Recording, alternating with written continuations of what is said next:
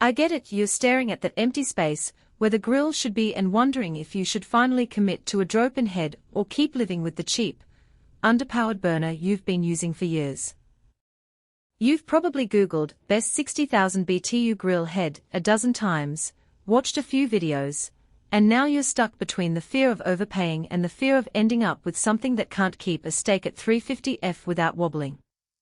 Link is in the description if you want to check the product details on Amazon, and I'm going to walk through why the Bull Outdoor Products Outlaw might be the sweet spot for a lot of backyard chefs, and why it could feel like a mismatch for others.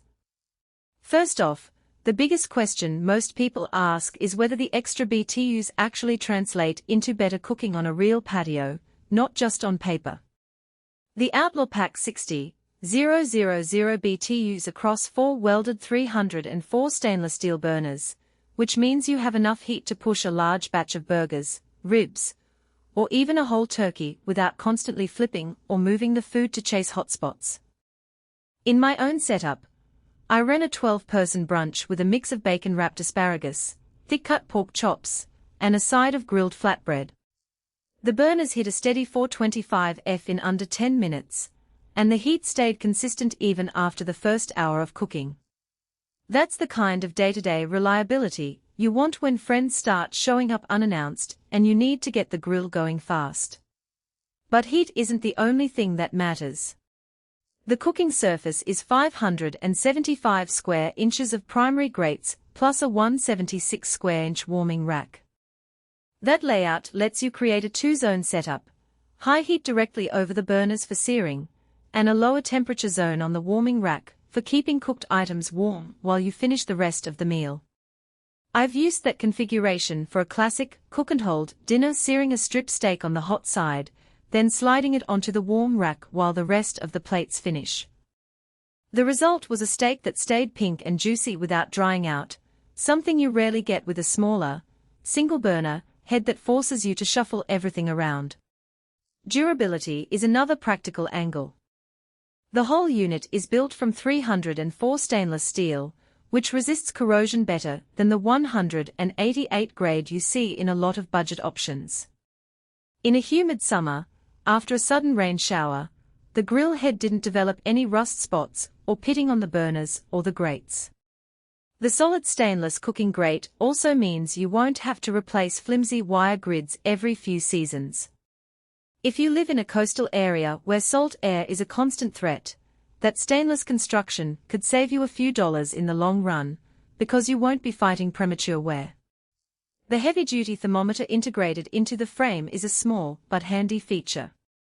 It's not a digital readout, but the analog gauge is robust and gives you a quick visual cue of the overall firebox temperature. I found it especially useful when I was smoking a half chicken low and slow. The gauge let me confirm that the temperature stayed around the 250-260F mark without having to pull out a separate probe every few minutes. It's a modest convenience, but when you're juggling multiple dishes, every glance counts. Reliability of ignition can make or break a weekend grill session. The Outlaw uses a piezo ignition system, which is essentially a click-and-spark button that works even after the grill has cooled down overnight. I tested it after a night of rain. The click was crisp, the spark hit the burner, and the flame popped up instantly. No need to fumble with a lighter or worry about a dead battery, which is a common frustration with some electronic igniters. If you've ever been stuck with a grill that refuses to light because the spark module is finicky, you'll appreciate that straightforward piezo action.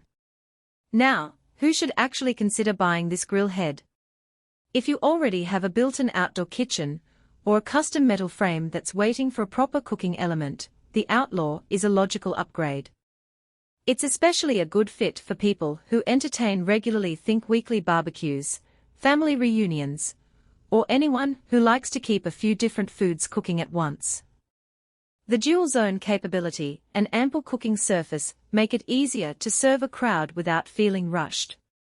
Also, if you've been using a low-output burner that can't bring a large surface up to searing temperature, the jump to 60,000 BTU will be immediately noticeable.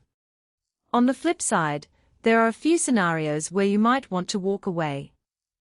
First, if you're only cooking for 2 or 3 people most of the time, the large cooking area could feel wasteful, and you'll end up heating more metal than you need, which can bump up gas usage slightly. Second, the Outlaw is a drop-in head, meaning you need a compatible frame and gas line already set up.